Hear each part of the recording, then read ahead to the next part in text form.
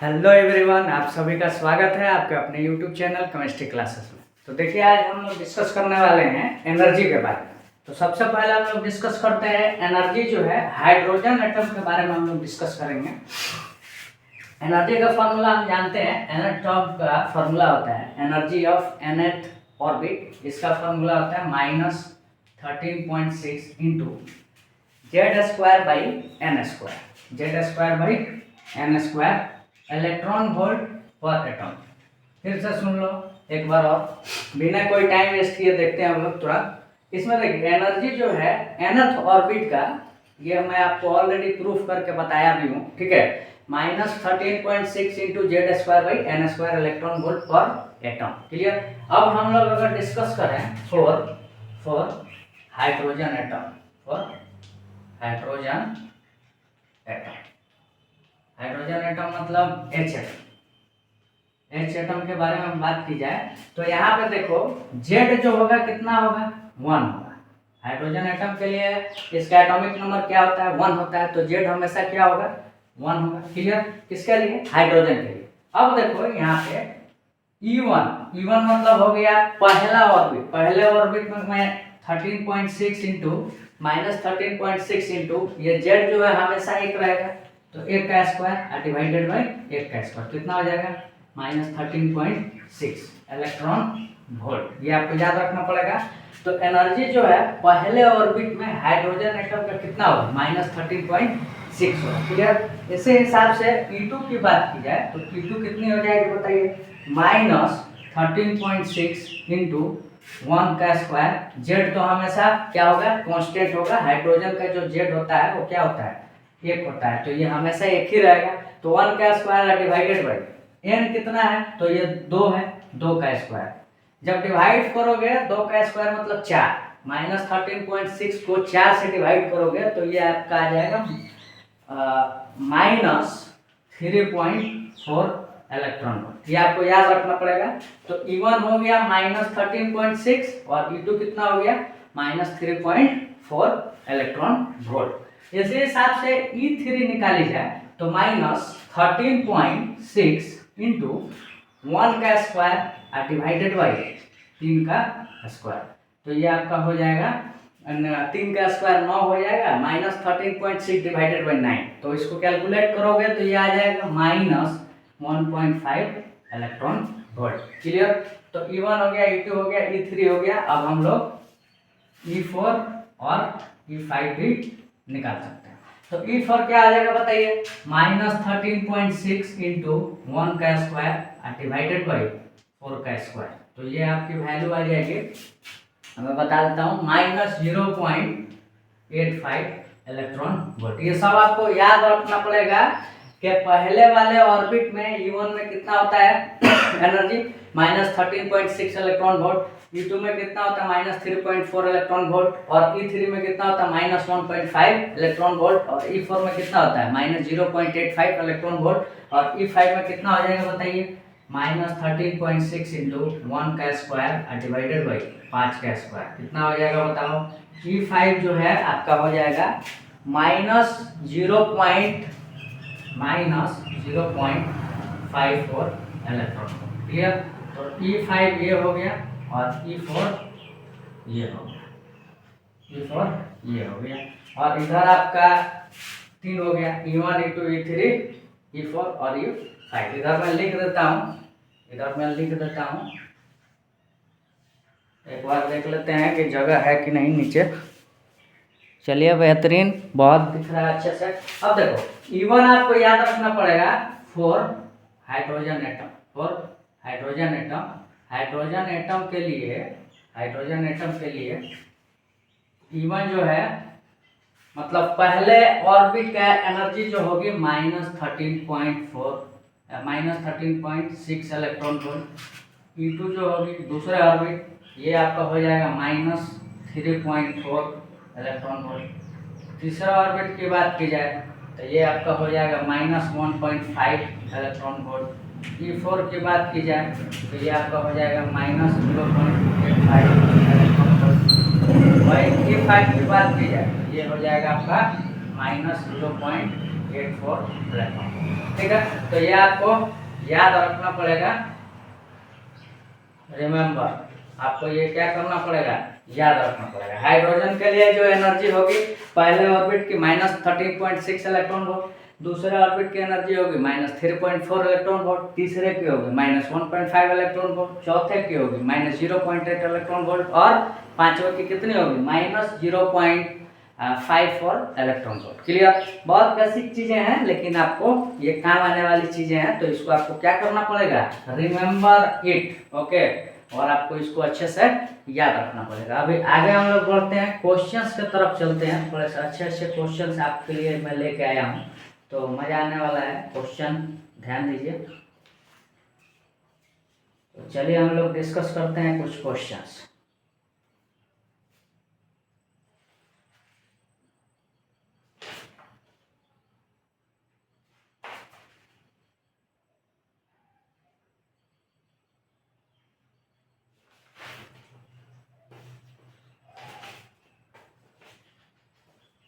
तो पहले इसमें आपसे क्वेश्चन में पूछा था first, second, third, fourth, fifth Bohr orbit for hydrogen atom. तो ये निकाल दिया हूँ मैं हाइड्रोजन एटम के लिए। एक तरह से क्वेश्चन भी है, लेकिन एक क्वेश्चन भी हो गया प्लस थ्योरी हो गया।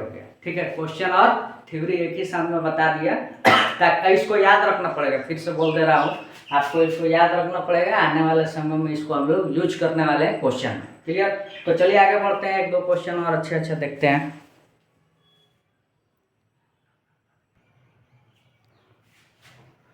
चलिए देखिए, अभी हम लोग निकाला था टोटल जो एनर्जी है, एनर्जी जो है nth ऑर्बिट का, वो हम लोगों ने क्या निकाला था। देखिए, अभी आपको बताया था मैं कि हाइड्रोजन अगर एटम होगा तो E1 जो होगा कितना होगा -13.6, ठीक, इलेक्ट्रॉन वोल्ट। तो एक फार्मूला होता है, अगर कोई भी स्पेसीज का, देखो बहुत आसानी से हम लोग इस चीज को निकाल सकते हैं। कोई भी स्पेसीज हो, कोई भी एलिमेंट हो, ठीक है, उसका आपको एनर्जी निकालनी हो तो सिर्फ क्या कर देना है, हाइड्रोजन एटम का, जैसे कि मान लो आपको निकालना है लिथियम का, ठीक है, लिथियम का क्या निकालना है, पहले ऑर्बिट का निकालना है। तो हम लोग क्या करेंगे, हम लोग पहले ऑर्बिट का जानते हैं एनर्जी कितनी होती है -13.6 होती है। और जेड लिथियम का क्या आ जाएगा, हाइड्रोजन हीलियम लिथियम, जेड कितना हो जाएगा 3। तो 3 का यहाँ पे क्या कर दो स्क्वायर, -13.6 इंटू 9 हो जाएगा। क्लियर? 9 कर दोगे तो ये किसका निकल जाएगा, लिथियम का एनर्जी निकल जाएगा। अभी कौन से ऑर्बिट का, तीसरे ऑर्बिट का। समझ में आ रहा है? तो सिर्फ हम लोगों को मल्टीप्लाई कर देना है जेड स्क्वायर से, तो उससे क्या निकल जाएगा आपको, फिर से सुन लो एक बार और। किसी भी स्पेसीज का आपको एनर्जी निकालनी हो nth ऑर्बिट का, तो आपको सिर्फ क्या करना है, जेड स्क्वायर से मल्टीप्लाई कर देना है। और हाइड्रोजन जो एटम है उसकी एनर्जी है En एनर्जी, उससे आपको मल्टीप्लाई करना है। क्लियर? ये बहुत ही इंपॉर्टेंट अभी हम लोगों को चीज मिला है, इसको आपको याद रखना पड़ेगा। इससे क्या होगा कि देखो, हम लोग हाइड्रोजन एटम के E1, E2, E3, E4, E5 याद कर लिए हैं और सिर्फ मल्टीप्लाई कर देंगे जेड स्क्वायर से, तो क्या हो जाएगा, हमें कोई भी स्पेसीज की एनर्जी मिल जाएगी। क्लियर? तो चलो क्वेश्चन के थ्रू और थोड़ा सा समझेंगे, जिससे आपको डिटेल में समझ में आएगा। अभी थोड़ा सा आपको लग रहा होगा कि थोड़ा कंफ्यूजन हो रहा है, तो एक दो क्वेश्चन इस पर देखेंगे, आसानी से आप कर लोगे। ठीक, जैसे कि एग्जांपल में मैं आपको खुद अपने दिमाग से देता हूँ। देखिए, मान लीजिए एक एग्जांपल दे रहा हूँ आपको, calculate energy of lithium +2 ion of second Bohr orbit, आपको सेकंड बोहर ऑर्बिट का लिथियम आयन जो है उनका क्या निकालना है, एनर्जी निकालनी है। ठीक है, तो क्या हो जाएगा बताओ, ई सेकंड ऑर्बिट मतलब E2 किसका, लिथियम +2 का। हम जानते हैं हाइड्रोजन एटम का जो E2 होता है कितना होता है, बताओ जल्दी, अभी बताया था -3.4 इलेक्ट्रॉन वोल्ट। इसको याद करना पड़ेगा। तो यहाँ पे हो जाएगा -3.4 इंटू जेड स्क्वायर। लिथियम पे कितना होता है, 3 का स्क्वायर, सॉरी 3 का स्क्वायर। लिथियम पे कितना होता है, 3 का स्क्वायर। तो यहाँ पे आपका हो जाएगा -3.4 इंटू 9, ठीक, इलेक्ट्रॉन वोल्ट। यही आपका आंसर हो गया। क्लियर। इसी तरह से सेकंड, थर्ड, फोर्थ किसी का भी आपको पूछा जा सकता है। तो यहाँ पे आपको सिर्फ थर्ड का लिख लेना है, E3 का मल्टीप्लाई कर देना है किससे, 3 का स्क्वायर से। अगर E4 बोले तो E4 का लिख देना है, हाइड्रोजन एटम का इंटू क्या कर देना है, 3 से मल्टीप्लाई कर देना है, सॉरी 3 स्क्वायर कर देना है, 9 से मल्टीप्लाई कर देना है। अरे समझ में आ रहा है ना, आसान चीज़ है, इसको आसानी से हम लोग कर सकते हैं। अब एक क्वेश्चन हम लोग देखते हैं थोड़ा सा अच्छे लेवल का। ये तो आपको समझ में आ गया होगा कि कोई भी एनर्जी होगी, कोई भी स्पीशीज की, तो हाइड्रोजन एटम की एनर्जी को हम लोग मल्टीप्लाई कर देते हैं जेड स्क्वायर से, तो कोई भी स्पीशीज की एनर्जी क्या हो जाती है, निकल जाती है। अब देखो, kinetic energy is inversely proportional to r. Kinetic energy is inversely proportional to r, ठीक है। जहाँ पे आर अगर बढ़ेगा तो काइनेटिक एनर्जी क्या हो जाएगा, घटेगा, ठीक। Potential energy minus inversely proportional to r. अगर आर बढ़ेगा तो यहाँ पोटेंशियल एनर्जी भी क्या होगी, बढ़ेगी। क्लियर। अब देखो, टोटल एनर्जी है ये भी minus inversely proportional to r होती है। अगर आर बढ़ेगी तो टोटल एनर्जी क्या होगी, बढ़ेगी। तो ये आपको याद रखना पड़ेगा। थ्योरेटिकल क्वेश्चंस भी आपसे पूछा जा सकता है। क्लियर। तो चलिए एक बार और समझा देते हैं। Kinetic energy directly proportional r होता है। आर बढ़ेगा तो काइनेटिक एनर्जी बढ़ जाएगी। ये माइनस है, अगर आर बढ़ेगा तो काइनेटिक एनर्जी क्या होगा, सॉरी पोटेंशियल एनर्जी क्या होगा, ये भी बढ़ेगा। ये भी माइनस है, अगर आर बढ़ेगा तो टोटल एनर्जी भी बढ़ेगी ड्यू टू माइनस है। क्लियर। चलो बाकी ये भी समझ में आ गया होगा। एक आपको एग्जांपल मैं खुद से ले लिया था। इसी तरह से एक दो और क्वेश्चन हम लोग अच्छे अच्छे देखते हैं ताकि आपको मजा आए। चलिए मैं खुद से एक और क्वेश्चन ले लेता हूँ, इसको मिटा रहा।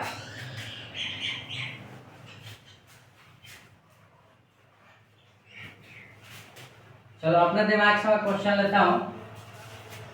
Calculate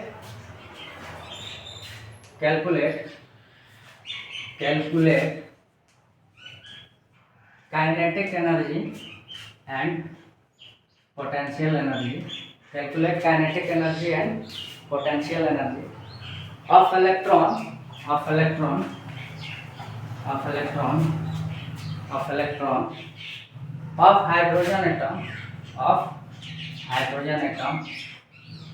hydrogen atom in fourth Bohr orbit.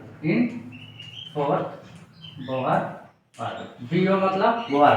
फिर से सुन लो क्वेश्चन, ये एक बहुत ही बेहतरीन क्वेश्चन है। आपसे पूछ रहा है, ध्यान दीजिए, आपसे पूछ रहा है कि काइनेटिक एनर्जी बताइए, टोटल एनर्जी बताइए इलेक्ट्रॉन का। अभी कौन से एटम का, हाइड्रोजन एटम का, किस बोहर ऑर्बिट में, चौथा बोहर ऑर्बिट में, ठीक है। तो हम लोगों के पास एक फॉर्मूला होता है काइनेटिक एनर्जी का। काइनेटिक एनर्जी का फॉर्मूला क्या होता है, हाफ mv²। तो पहले v निकालोगे, उसके बाद इलेक्ट्रॉन के मास से मल्टीप्लाई करोगे, फिर 1/2 से गुना करोगे, ये करोगे, इससे आपका नहीं होने वाला है। एक और फॉर्मूला होता है पोटेंशियल एनर्जी का, हाफ Jd²/r। ये भी हम लोग यूज नहीं करेंगे। डोंट डू दैट, लिख भी लो, डोंट डू दैट। ये आपको नहीं करना है, इससे आपका माथा खराब हो जाएगा और काफ़ी ज़्यादा टाइम लगने वाला है, ठीक है। इससे आपका पूरा समय बर्बाद होने वाला है। तो ये आपको काम नहीं करना है। ऐसा काम करना है कि क्वेश्चन आसानी से आप क्या कर सको, सॉल्व कर सको। क्लियर। तो चलिए आगे देखते हैं।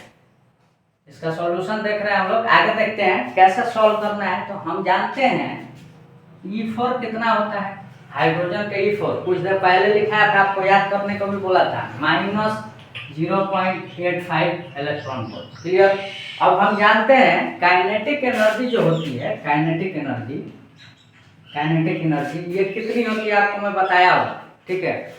माइनस टोटल एनर्जी होती है, ये आपको डिफिनीशन भी मैं बताया था कंपेयर करके, ठीक है। माइनस टोटल एनर्जी होती है, एक बार वीडियो पहले का मेरा देख लेना अगर आपको नहीं पता होगा तो। अगर फिर वीडियो नहीं देखना चाहते हो तो इसको डायरेक्ट याद करो कि काइनेटिक एनर्जी होती है माइनस टोटल एनर्जी। तो हम लोग अभी एनर्जी निकाले हुए हैं, टोटल एनर्जी कितनी निकाले हुए हैं, -0.85 इलेक्ट्रॉन वोल्ट। किसके लिए, हाइड्रोजन एटम के लिए, और किसमें, फोर्थ बोहर ऑर्बिट में ये एनर्जी होती है इलेक्ट्रॉन की। क्लियर। तो देखो इसमें कितना आ जाएगा, -0.85 माइनस क्या हो जाएगा, प्लस। अरे एक बार ऑलरेडी माइनस है, फिर माइनस जुड़ेगा इसका तो क्या हो जाएगा, प्लस। तो ये समझ में आ गया होगा आपको। तो काइनेटिक एनर्जी जो हो गई कितनी 0.85 इलेक्ट्रॉन वोल्ट। ये करोगे माथा खराब होने वाला है। एक ही लाइन में देखो आंसर आ गया।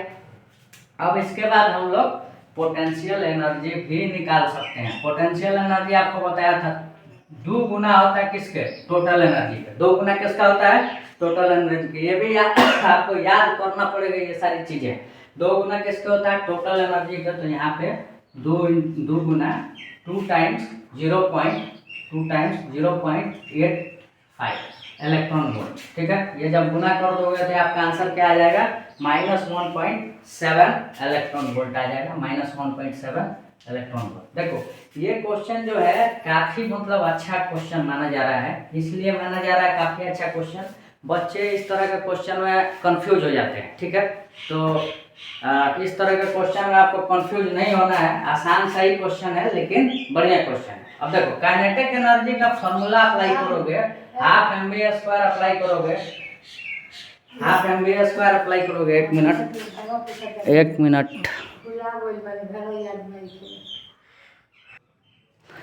चलो थोड़ा सा डिस्टर्ब हो गया, एक औरत आ गई थी। चलो देखिए अब यहाँ पे हम लोग पोटेंशियल एनर्जी, टोटल एनर्जी और काइनेटिक एनर्जी ये सारी चीजें निकाल ली है। ठीक है, बहुत अच्छा क्वेश्चन था।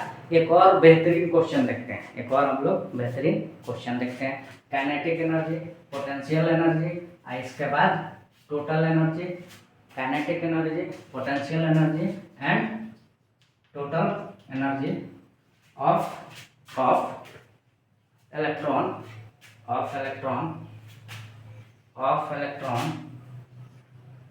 अब एटम किसका निकालना है, ऑफ Be+3 आयन का। Be+3 ion in third Bohr orbit, in third Bohr orbit. Clear. अब चलो तीसरे बोहर ऑर्बिट में एक बार क्वेश्चन फिर से सुन लो, एक बार फिर से क्वेश्चन सुन लो। तीसरे बोहर ऑर्बिट में आपको क्या निकालना है, रुक जाइए 1 मिनट, थोड़ा मिटा दे इसको। ये मैं क्वेश्चन एक बनाया हूँ अपने दिमाग से। चलिए देखिए, कह रहा है कि calculate kinetic energy, potential energy, total energy of electron of Be+3 ion in third Bohr orbit. तीसरे बोहर ऑर्बिट में आपको क्या करना है, काइनेटिक एनर्जी बतानी है, पोटेंशियल एनर्जी बतानी है, टोटल एनर्जी बतानी है इलेक्ट्रॉन की, और भी किसमें, Be+3 आयन को बताना है। ठीक है, अभी ये मैं फॉर्मूला यहाँ लिखा भी हूँ। तो टोटल एनर्जी जो होगी किसकी, थर्ड बोहर ऑर्बिट की, कौन से स्पीशीज है, Be+3 की, कितनी हो जाएगी बताओ, E3 किसका, हाइड्रोजन का। ठीक, इनटू क्या करना है, जेड किसका, बेरिलियम का। तो हाइड्रोजन, हीलियम, लिथियम, बेरिलियम का एटॉमिक नंबर कितना होता है, 4 होता है। तो 4 का क्या कर दो, स्क्वायर। क्लियर। अब E3 हम जानते हैं, हाइड्रोजन का थर्ड बोहर ऑर्बिट का एनर्जी हम जानते हैं, टोटल एनर्जी कितनी होती है बताइए। अभी कुछ देर पहले लिखा था -1.5 इलेक्ट्रॉन वोल्ट इनटू क्या हो जाएगा 16। तो मल्टीप्लाई कर दोगे तो ये क्या निकल जाएगा, टोटल एनर्जी निकल जाएगी किसकी, Be+3 की। जब मल्टीप्लाई करोगे तो कितना हो जाएगा बताओ, ये 3/2 और डिवाइड हो जाएगा, -24 हो जाएगा। कितना हो जाएगा, -24 इलेक्ट्रॉन वोल्ट हो जाएगा। क्लियर। अब ये टोटल एनर्जी निकल गई तो हम लोग काइनेटिक एनर्जी निकाल सकते हैं। अभी कुछ देर पहले आपको रिलेशन बताया था, kinetic energy equal to minus total energy. तो माइनस और माइनस क्या हो जाएगा बताओ, बोलो जल्दी, प्लस हो जाएगा इलेक्ट्रॉन। क्लियर। और इसके बाद पोटेंशियल एनर्जी हम जानते हैं 2 into total energy. Potential energy कितनी होती है, 2 इंटू टोटल एनर्जी, 2 गुना टोटल एनर्जी। टोटल एनर्जी कितनी है बताइए, हाँ टोटल एनर्जी अभी हम निकाले हुए हैं -24 इलेक्ट्रॉन वोल्ट। दोनों मल्टीप्लाई करोगे तो कितना आ जाएगा, -48 electron volt, -48 electron volt. Clear. तो चलो देखो, टोटल एनर्जी निकल गई, काइनेटिक एनर्जी निकल गई और पोटेंशियल एनर्जी निकल गई। आंसर हम लोग का हो गया, समझ में आ गया। तो इस तरह के क्वेश्चन आपसे पूछा जा सकता है। तो एक और हम लोग बेहतरीन क्वेश्चन देखते हैं।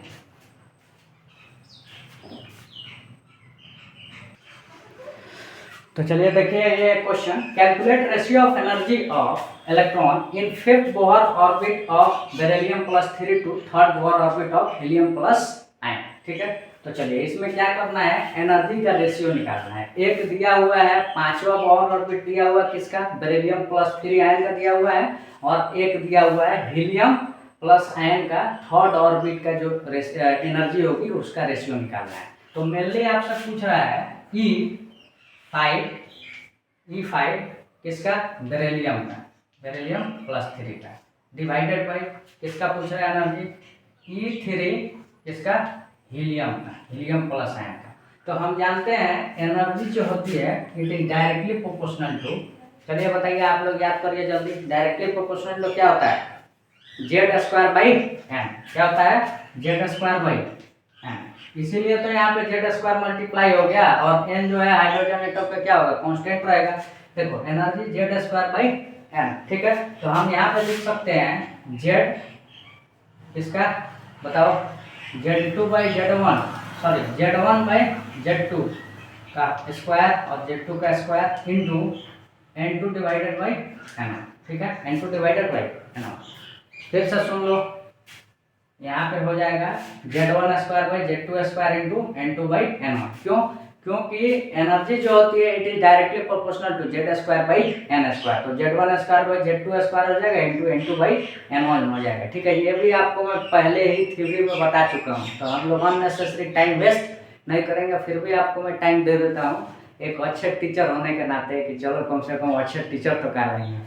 क्लियर, तो चलिए देखते हैं Z1 मतलब क्या, बेरिलियम का आपको यहाँ पे क्या रखना है, और बताओ जल्दी, Z1 मतलब एटॉमिक नंबर किसका रखना है, बेरिलियम का। तो बेरिलियम का कितना हो जाएगा बोलिए, हाइड्रोजन हीलियम लिथियम बेरिलियम 4 का स्क्वायर, डिवाइडेड बाई हीलियम का कितना होता है 2, तो 2 का स्क्वायर इंटू क्या होगा N2 मतलब क्या, यहाँ पे दूसरा जो आपको बोहर ऑर्बिट पूछ रहा है उसको रखना है। तो यहाँ पे कौन सा हो जाएगा, 3 हो जाएगा, 3 डिवाइडेड बाई N1 मतलब क्या, किसका पूछा जा रहा है, तो यहाँ पे लिख दो 5। क्लियर, अब हो गया आपका इसका रेशियो 16 डिवाइडेड बाई 4 इंटू 3/5।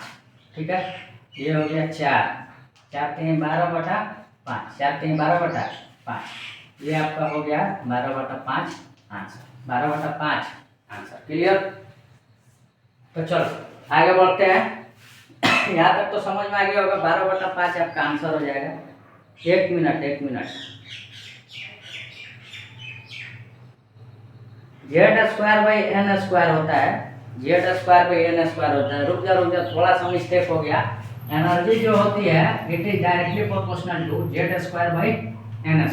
ठीक है, थोड़ा सा मिस्टेक हो गया, यहाँ भी स्क्वायर रहेगा, यहाँ भी स्क्वायर रहेगा। कभी कभी टीचर से भी मिस्टेक हो जाती है, कोई बड़ी बात नहीं है, हम लोग भी ह्यूमन है, हम लोग भी इंसान है, और ह्यूमन एरर कहीं भी आ सकती है, तो उसको एक्सेप्ट करना चाहिए। ठीक है, तो यहाँ भी 3 का स्क्वायर हो जाएगा, यहाँ भी 3 का स्क्वायर हो जाएगा। तो 3 का स्क्वायर कितना होगा 9, और 5 का स्क्वायर कितना होगा 25। तो जब कैलकुलेशन करोगे तो ये आपका आ जाएगा 9 चौका 36, तो यहाँ पे हो जाएगा आपका 36 डिवाइडेड बाई 25, 36 डिवाइडेड बाई 25। तो ये आंसर हो गया 36 डिवाइडेड बाई 25। देखो हमसे भी मिस्टेक हो गई तो आपसे भी हो सकती है, कोई बड़ी बात नहीं है। तो इसलिए आपको ये चीज़ें जो हैं अच्छे से याद करनी पड़ेगी। जो एनर्जी टोटल एनर्जी होती है कोई भी nth ऑर्बिट का, it is directly proportional to Z²/N²। Energy जो होती है आपको मैं बताया हूँ -13.6 into Z² divided by N² electron volt per atom, ये आपको याद रखना पड़ेगा। तो इसी फॉर्मूले के हिसाब से हम कह सकते हैं कि टोटल एनर्जी जो होगी nth ऑर्बिट की कितनी हो सकती है, it is directly proportional to Z²/N²। ठीक है, क्लियर। तो बेसिक चीज़ें हैं, लेकिन बेसिक चीज़ें पढ़ा दे रहे हैं तो आपको लग रहा है, खुद से पढ़ोगे तो यही काफ़ी टफ चीज़ें लगेंगी। आपको समझा दे रहे हैं, आसानी से समझ पा रहे हो, इसलिए ये आपको लग रहा है बहुत आसान है, लेकिन खुद से पढ़ोगे ना तो यही सारी चीज़ें आपको बहुत ज़्यादा कंफ्यूजन क्रिएट करने वाली है। ठीक है, तो ज़्यादा इसमें मतलब टफ नहीं है, लेकिन फिर भी अच्छा क्वेश्चन बन जाता है। अब इसमें हम लोग थोड़ा सा और सीखने वाले हैं, बेहतरीन चीज़ें, 1-2 और हम लोग चीज़ सीखते हैं, रेशियो का ही क्वेश्चन आपसे अगर एक्साइटेड स्टेट दे दे तो उसमें आप मिस्टेक कर सकते हो। ठीक है, तो एक और क्वेश्चन देखते हैं।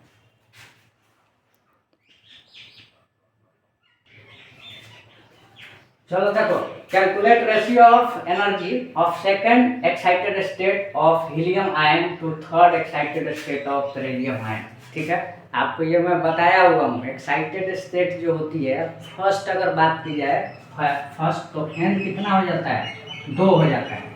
वही ये फर्स्ट एक्साइटेड स्टेट है, फर्स्ट एक्साइटेड स्टेट है। क्लियर, यस लिख दिया हो, यस का मतलब है excited state. N equal to 3 कौन सा होगा, सेकेंड एक्साइटेड स्टेट होगा। एन इक्वल टू 4 कौन सा होगा, थर्ड एक्साइटेड स्टेट होगा। तो देखो बच्चे जो हैं जनरली मिस्टेक कर जाते हैं एग्जाम में, सेकेंड एक्साइटेड स्टेट को एन इक्वल टू 2 ले लेते हैं। तो ये तो मिस्टेक आपको बिल्कुल भी नहीं करनी है।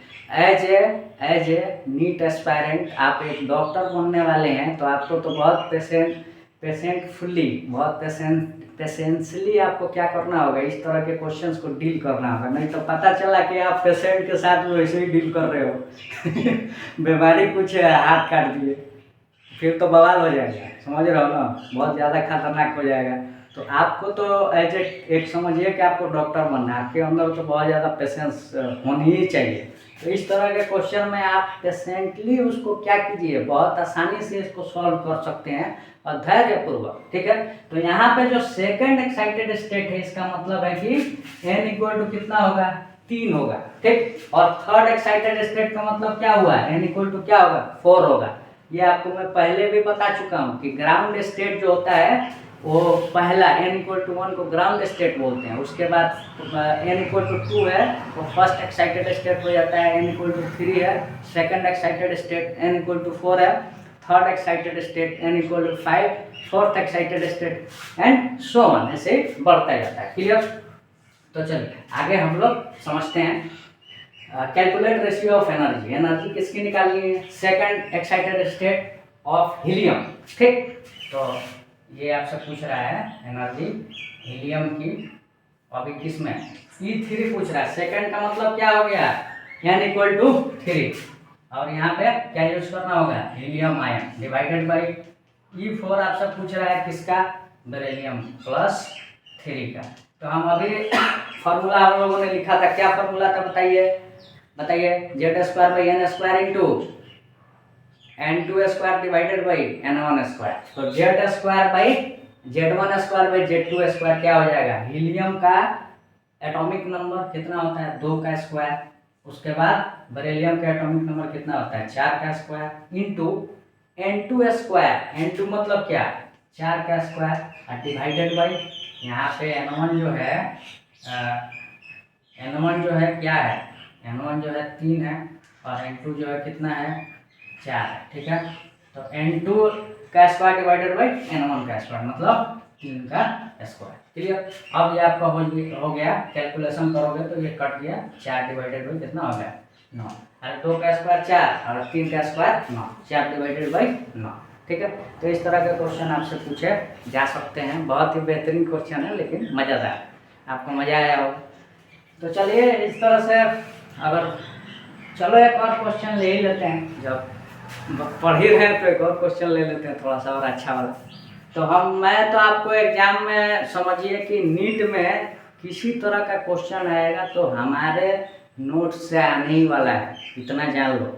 मैं आपको ऐसे ही नहीं बोल रहा हूँ, अब एकदम एग्जैक्ट क्वेश्चन तो नहीं आएगा लेकिन घुमा फिरा के कॉन्सेप्ट जो है आपको इससे देगा। तो आप एक बार समझ लीजिए अच्छे से, हमसे अगर पढ़िएगा, भले थोड़ा सा लंबा आप खींचेंगे, सिलेबस आपका जाएगा लंबा, क्योंकि ऑनलाइन पढ़ा रहे हैं तो रोज़ रोज़ वीडियो बनाना हमारे लिए पॉसिबल नहीं है। लेकिन हाँ ये है कि आपकी इतनी प्रैक्टिस करा देंगे कि नीट में बहुत अच्छा आप कर सकते हैं, ये हमारे तरफ से श्योर रही है और हम आपको अच्छे लेवल का बताएंगे। अगर आपको भरोसा नहीं है, आप हमारे वीडियो को अच्छे से देखिए, उसके बाद बैठ के आप क्वेश्चन सॉल्व कीजिए, आपसे क्वेश्चंस बनेंगे, नहीं बनने का कोई सवाल ही पैदा नहीं होता है। ठीक है, तो यहाँ ओवर कॉन्फिडेंस की कोई बात नहीं है, बहुत एनालिसिस करके आपको वीडियो बनाया जाता है और आप ही लोगों के लिए बनाते हैं हम।